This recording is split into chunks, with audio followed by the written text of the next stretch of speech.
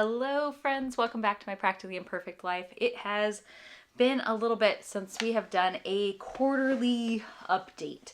And in fact, my Q1 update was a little bit late and, just staying on trend. My quarter 2 update is a little late as well because we're actually like 3 weeks into quarter 3.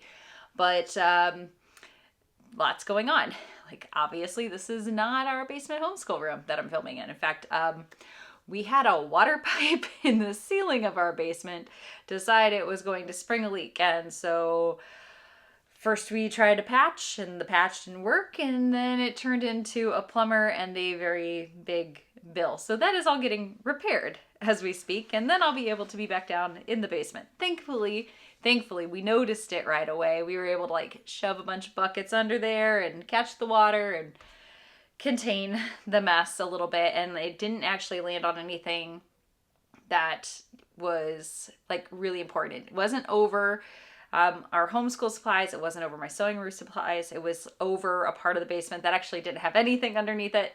So we got really lucky there, but I was very anxious to get that fixed because I've already replaced the floor in that basement twice and I do not want to do it a third time. So anyways, new location. I don't have my normal lights, so if I look a little shadowy, bear with me. But anyways, I got some notes on quarter 2, how it went, thoughts going into quarter 3. And you might go, well, it's March. What do you mean? You're just now getting to quarter 3. Well, like I said, we're actually a couple weeks into quarter 3. But our whole year has just been kind of, relaxed and a little bit on the slower side. We didn't start school until basically the end of August, first week of September. We pretty much waited till Labor Day, which felt really weird because normally we start the second week of August when all of the schools in our area start. But we didn't this year for a handful of reasons. And then we had some time off in the fall for things that were going on. And then quarter 2 was just filled with breaks. We had Christmas, so we took 2 weeks off for Christmas. We were only going to take a week off. And then I was like, nah, let's take 2. So we took 2. And then we had state basketball tournament. We had regional basketball tournament, and we were out of town for those and gone for multiple days. And then Emma turned 18 and we had, some different things going on for her birthday. Anyways, it's all good.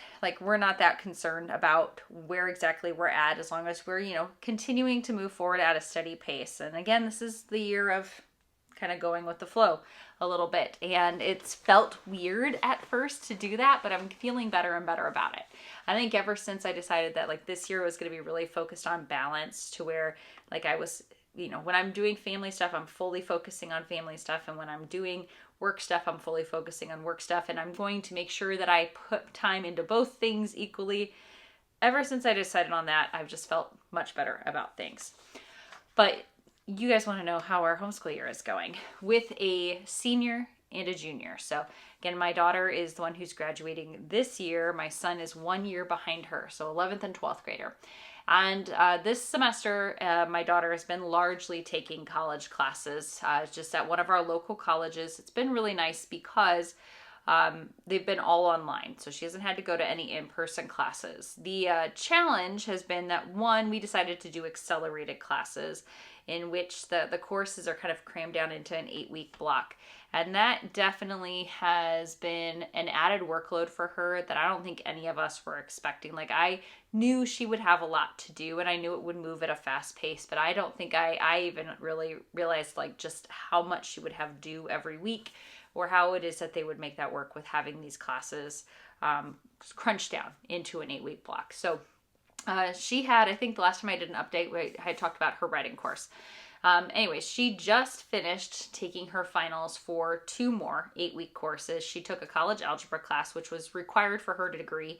And we wanted her to go ahead and take it, even though she probably could have just tested out of it because she's taken through pre-calc in high school.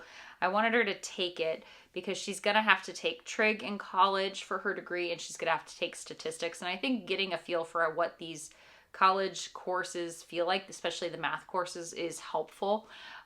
She learned, how it is they use their online system because everything is online. All of her homework assignments are turned in online. All of her testing, it was proctored testing, but it's all, submitted online. And so you have to, know exactly how it is they want you to put questions in and everything.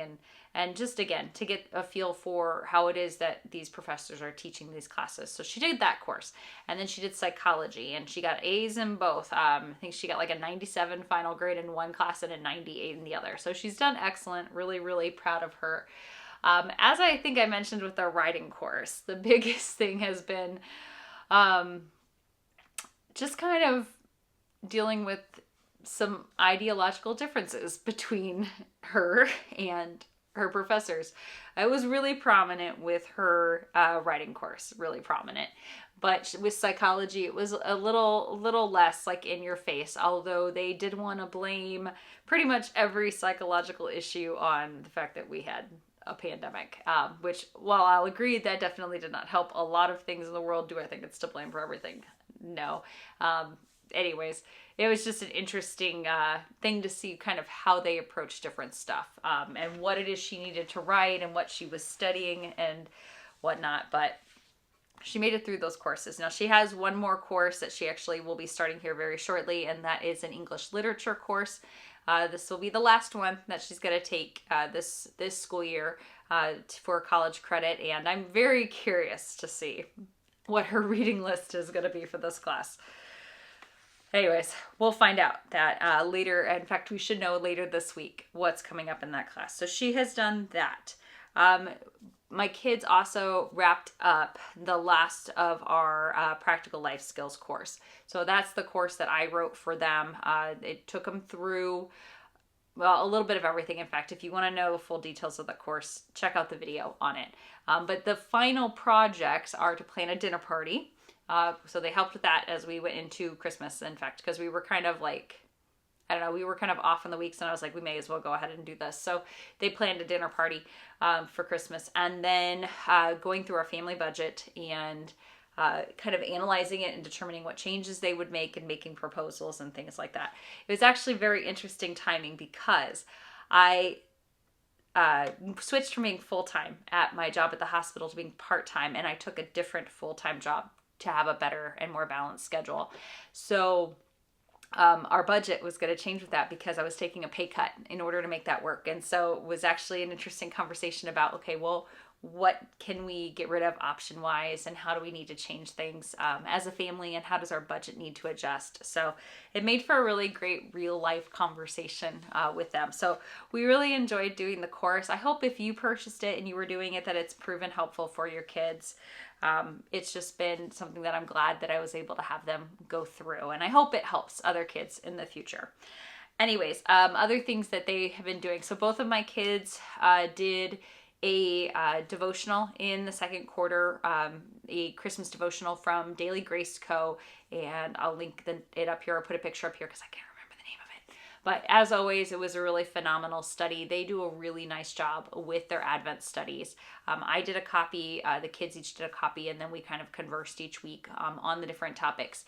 Now, normally, I would have purchased a Lenten study as well. I did not this year because, again, I have kind of how off track our schedule has been, and the kids were just starting a study called I Am, so this is the one that they're doing right now, or no, that they just finished. Sorry, it's the one that they just finished, and now they're doing I can't remember how many days it is, but they're doing a devotional that's just for teens, also from Daily Grace Co. So anything I can't remember the names of, I'll throw a picture up here. So normally I would have gone ahead and purchased a Lent study, but since we finished the I Am study and they were just starting another one, I didn't want to like pause and then switch and do a Lent study and then unpause and go back. I was like, you know what, we'll just roll with it. You know, we go to Lenten services at our church and things like that. So I thought we could handle a year without doing a set Lenten study. So that is what we're doing there. In her anatomy course, it was interesting. You know, in most anatomy courses, I feel like you touch upon the senses a little bit, but you don't really like deep dive into them. You spend so much time learning about like the big systems, you know, the nervous system and the cardiovascular system and the respiratory system, but very rarely do you really deep dive into the senses, hearing and sight and touch and all of that. And I felt like the last couple of weeks, she actually really did that in her anatomy course. I wrote down a couple of book titles, things she did. She read a book called Blind Courage and another one called Deaf Like Me. And it was interesting because it does give you the perspective of somebody who's living without their vision or living without their hearing. And more than just knowing like things that can cause that or how it is the eyes and ears work, but really like how being without it can impact a person. Because I think that's important. I think it's important to understand like the challenges that they face and the adaptations that they have, and how it is that they make life work for them. So we did that. And then she studied the cardiovascular system and the respiratory system. Cardiovascular is like a system I love to study. Like I love all things heart. So that was really cool. And one of the books she read was the Ryan White story, because we were talking about bloodborne illnesses and things like that. And I know my generation, I remember the Ryan White story. Like that was like a huge thing when I was young. So I know some of you probably remember that too. But she had actually never heard of him. So it was, looking at that with fresh eyes. And then started to trail into the digestive system. So a book that she read or is in the process of reading is Gulp. That's an interesting book, so definitely check that one out. But all in all, she had a good series of books. And again, not necessarily ones that were really focusing on like why you lose your vision and why you lose your hearing stuff, but these personal stories, these stories that, kind of give you an idea of how to have some understanding and empathy for people who are dealing with different health issues. And I think that's super important as somebody who's going into a field where she's going to be providing healthcare in a way. I think that's just great, for anybody going into a healthcare field. You should definitely learn how to understand your patients and what they're going through so you can make good recommendations and be a good provider. So that is, I think, largely what she has been doing. Not a whole lot for her other than that. As far as things that we're kind of going into, I know back last spring when I was talking about like our courses, I said I was going to write a mental health course for them to do in the second semester. And while I have written the course, I have decided for different reasons to hold off on having them do that this spring. For my son, it's just because he's a little bit overwhelmed with everything at the moment, and we're trying to like kind of back off on some of the extras so that way he can focus in on the things that are most important for him to do. But for my daughter, I think it's because I largely did not realize just how intense these college courses were going to be. The fact that we are doing the short ones, they're 8-week courses. The level of work she's doing, and she's really working hard in these courses. Plus, she's also working quite a number of hours at her job. She was able to get kind of like a little promotion, become a shift lead when she turned 18. So she's working hours. She's saving up for school. We're trying to plan her graduation party. We're working on getting like her apartment set up for when she goes to school in the fall, and golf season's ramping up. So she's gonna need to be outside and practicing and everything like that. So she doesn't need any additional classes.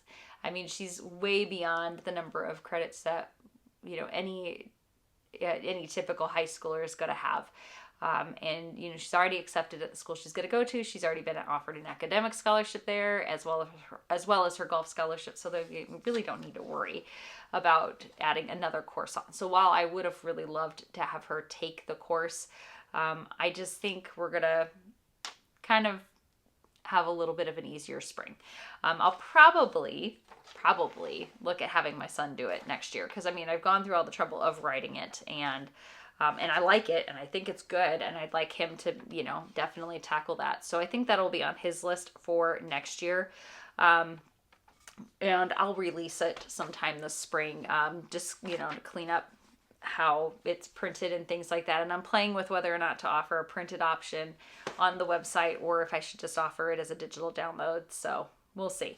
But that'll be coming out. That'll look a little more traditional than what the life skills one did, because I wrote tests and quizzes, and there's homework assignments and vocabulary and like all kinds of things worked into that one. But it was something I felt, I really wanted to have written for my kids.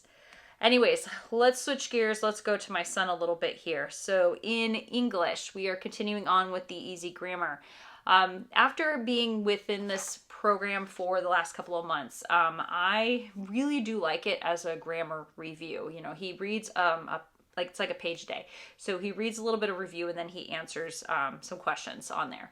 I feel like that's a great, just a little bit of a review a day. It's nothing too intense. We're not going, you know, deep diving into things. It's just to kind of keep his brain fresh on stuff. Now, I have not seen any of the previous years, so I don't know what this would look like if you were, for example, in like year 2, year 3, where they're teaching those grammar concepts for the first time. If I ever get a chance to get my hands on some, I will definitely let you know my thoughts on it, because I feel like when you're teaching a grammar concept for the first time, there needs to be a little bit of a different approach than when you're just reviewing a grammar concept. So I really couldn't tell you what my thoughts would be on this, you know, for the younger years until I would get a chance to see it. But I do like it as review for older students. So I think if you weren't doing, you know, we did Fix-It Grammar all the way through the end, and we really liked that. But I think if you weren't doing Fix-It Grammar for just grammar review, I would say that this is pretty good. We did finally finish the elegant essay. Finally. I mean, that took forever. You know, he is just not really big into essay writing, and so I thought, given that we're going to be reading all these novels this year and writing an essay, you know, a couple times a year on that, he needed to do one more quick review of essay writing concepts. So it was a little bit like pulling teeth, but we finally got through it, and now he's switched gears. He's on his theme-based writing. Now, the theme-based writing is the advanced U.S. history-based writing from IEW. Now, we did this with my daughter the same year she did U.S. history, and since he's doing U.S. history year 1 or American history year 1 from Guest Hollow, I thought, well, we'll do U.S. writing. Now, will he get through this year? Absolutely not. We don't have enough weeks left for him to get through it all, because we took way long with elegant essay. So what we will do is we will go as far as we can until like he's done with all the rest of his curriculum, and then we will pick up with that next year and have him finish that out, which means he'll probably only have a writing curriculum for about half the year next year. But that's fine. I think that'll work out for him. And then as far as the things that we have been reading, so he started off the year reading The Scarlet Letter and The Crucible, and then moved into The Last of the Mohicans, because we're kind of following chronologically along with our history curriculum. So, you know, he was studying the Puritans, and he was studying early settlements, so Crucible, Scarlet Letter. And then it got into Native American relations, so The Last of the Mohicans, and I had not read The Last of the Mohicans in a really long time, so that was good to read that again. And then Common Sense, and then the autobiography of Ben Franklin. I loved reading that. I don't, if you've never read it, so it's small, it's like yay big. Very wordy though, but it's really interesting. The life that he lived, and I think you would really enjoy it. You know, even if your kid wasn't studying this, I think it's a worthwhile read. I mean, he was one of the great minds of the time, and to see kind of what it is that formed him as a person and how his mind worked, I think was really fascinating. He is moving into Copper Sun. That's our next book. Now, I think I mentioned this back when I did my curriculum, like reveal for the year, because I read it as soon as I got my hands on it. I read it, and it is a beautifully written book about a horrible subject. It does not sugarcoat slavery in any sense. It is brutally descriptive of things that have happened or that were done. Follows a particular girl from the time she is kidnapped from her village and watches everybody she knows slaughtered, to when she is shipped overseas and what happens on the ships, to what happens when she hit the sail yard, to what happens when she was taken to a plantation. There is infanticide when there is a baby of mixed races that is born. It's very brutal. It's very brutal. If you have a very sensitive child, I would not have them read this. But if you have a more mature reader who is able to kind of handle reading that kind of tough material and talk about it, I think it is a worthwhile read. I think you just need to and if you're unsure, read it yourself first. Like I said, it is a beautifully written book. It is a story that will just tug at your heart and make you cry a whole bunch of times, but it helps you really understand what was going on. in history at that time. I think it was, it's important. So he's going to be reading that. And I have a feeling we're going to need to discuss fairly frequently as he's reading through it what's going on and thoughts on it, because it's going to be a tough one. But I'm glad I'm going to have him read that. Physics is great. The experiments of, I don't know. I wish I could do more like really cool experiments with physics. Like with chemistry, I felt like I could always change things up and make it a little more exciting because I knew what chemicals you could mix together and make things go boom, and it was fun. Where you can make some really cool things happen.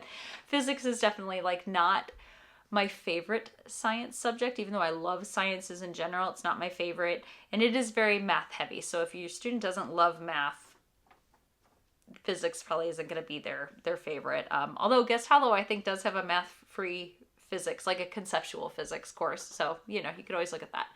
Anyways, he's doing fine with like the math problems and all of that. I don't think he's in love with physics, but it's working through fine. So we're doing that. And then math. So again, he's doing Saxon. It's called their advanced mathematics, but it's essentially pre-calculus. And we're not going to make him take any higher level math than that because he doesn't need it for the trade he's planning to go into, just like my daughter doesn't need it for the degree she's going into. So we stopped there. And he's still using Nicole the math lady. I think the way she's explaining things in videos is really great. I mean, I do like it, and I like that it's, we're actually seeing her, like her face. Whereas when we did, we had done the dive tutorials for math before we did dive mathematics. And, so we had done Saxon, but with the dive tutorials. And then we went to the Shoreman math. And then we decided we did not like Shoreman math, so we went back to Saxon, but we included Nicole the math lady. And I think there's just something different about like seeing the face of a teacher and, watching them actually work things out on a board versus just hearing this voice and watching magic marker appear on a screen. So I don't know if it's just a little more engaging for him or whatnot, but, he says the videos are fine and that they're helping, and so we will continue to have him do those throughout the year. And it works just like any other Saxon math program. So he's learning a little bit of new information a day. And then he takes a test after every so many lessons. And there's continual review. So whenever he has a new lesson, he'll have a couple of problems in that problem set that are the new material. And then the rest is review from previous lessons to help constantly reinforce these concepts. That has always been something that worked really well for us. It's something I've always liked about Saxon math. And yes, in case you're wondering, I make him do every single problem on every single lesson because he can, and it is not too much to do each day. He gets it done in a fine amount of time. Then in history, so history is still like a favorite subject. Like I don't know why we didn't, get into Guest Hollow sooner, because history did not come across as a favorite subject in middle school with either of my kids. Like they did it and they were fine with it, but they did not love it. History is much more interesting now that we are approaching it differently these last couple of years. So we are doing American History Year 1 from Guest Hollow. So this is going to cover from, covers from the Discovery of America to, I want to say like 1900. And then next year we're going to do Modern American History. So we'll do from 1900 till now. He has, in the last couple of weeks, he's gone through like the Revolution and the Revolutionary War and the Constitution. So I made some notes on here. There were a good number of graphic novels in this section of reading, which is fine. I mean, they incorporate graphic novels because as a suggested book because they think some kids would enjoy reading them. Now, he's fine with graphic novels, but there were a lot. So we read one called Lafayette. What was the other one? Rebels, Free and Independent States, One Dead Spy. And on top of that, the cartoon history of the United States. So there were a number of books in this section of the reading that were all graphic novels. So if you have a student who loves graphic novels, perfect. Like they will love this. They will be super happy with it. If you don't, then I would maybe look at some of the other resources that are available for the same time period. We're continuing with the Patriots history. That's the spine book. So we read a little bit of that a day. He read Killing England by Bill O'Reilly. Oh, so good. I can't believe I've never read that. What was the one I did read from him? I read Killing Crazy Horse, and I think there's another one he's got called like Killing the Salem Witches or something like that. But he's written a couple of books in that series. But Killing England was really, really good. He also, where is it? Okay, he had to read part of the Constitution. Awesome. He's actually going to have to read that again next year because I'm going to have him do the government econ personal finance course that my daughter did. And she had to read the Constitution. And yes, I'm going to make him read it again because I think you definitely need to know your Constitution forwards and backwards. I also wanted to know, I made a note on here that I really liked the video options in this section. So we love crash course videos. Like my kids love crash course videos. I like crash course videos. I like to just watch them just to learn things. But there were some really good ones that were included with this. There also were videos from Adam Ruins Everything. Now, I wasn't super familiar with the Adam Ruins YouTube series, but that one's pretty interesting as well. And then if you have a kid who likes something that is kind of funny and musical, there were videos from Mr. Betts' class. Now, he is a teacher who he makes all kinds of different like music parodies, but about different subjects, and he gives a ton of information in the songs, like a ton.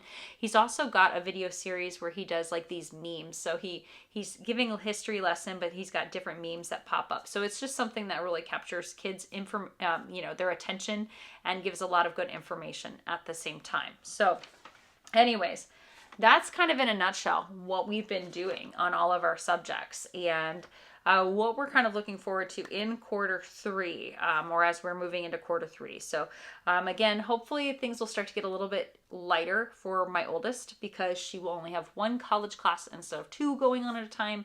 And she has finished the life skills course. So she's just doing her Bible studies, she's doing her anatomy, and then she's doing Hebrew. I didn't even mention Hebrew. Okay, you know what? I feel like I need to do an update video on the Hebrew because it has been a really interesting thing to study, but it's been a super, super like hard subject. So we've been, baby stepping. Anyway, so she'll have those things going on, but not a whole lot else because we are kind of ramping up for graduation and getting all of those last minute things done that we need to get done for her. I just got notification that all of our NCAA stuff is okay, all the stuff I had to fill out and send in. So we're feeling pretty good about that. Her school reviews things to make sure that I haven't screwed anything up too horribly. So I'm going to share that stuff here soon. And then with my son, we're just trying to get some balance because I had a pretty crazy schedule the last couple months of the fall, and it definitely came across in how I was managing things at home. And then he's had some changes with work and trying to balance different things. And so we've just really been trying to just kind of take a beat, we're at one of those seasons where we needed to back off a little bit on how intense we were going on things and how much we were doing, and kind of feel more like we're going to get it done when we get it done. So it does not matter if we're getting everything done at the same pace. Just because we move on to the next lesson in this subject does not mean we have to do it in every subject. We can spend some extra time on ones we really need to. And so we've been able to make those adjustments along the way, and that's felt really good. Anyways, that's a little bit of summary of how quarter two went for us. There's not going to be a whole lot of crazy changes as we move into quarter three. We're just going to keep trucking away at our different subjects, and as we kind of get done with things, we'll let you know our thoughts on them and give you a little bit of a review of what I thought and what the kids thought. And of course, before too long, we'll be talking about what my plans are for my son for his senior year next year. Thanks so much for joining me for today's video, everybody. I will see you in the next one, hopefully back in my normal filming space with my normal lighting equipment. So fingers crossed all of that stuff in the basement gets fixed. Anyways, I'll see you guys in the next one. Until then, happy homeschooling.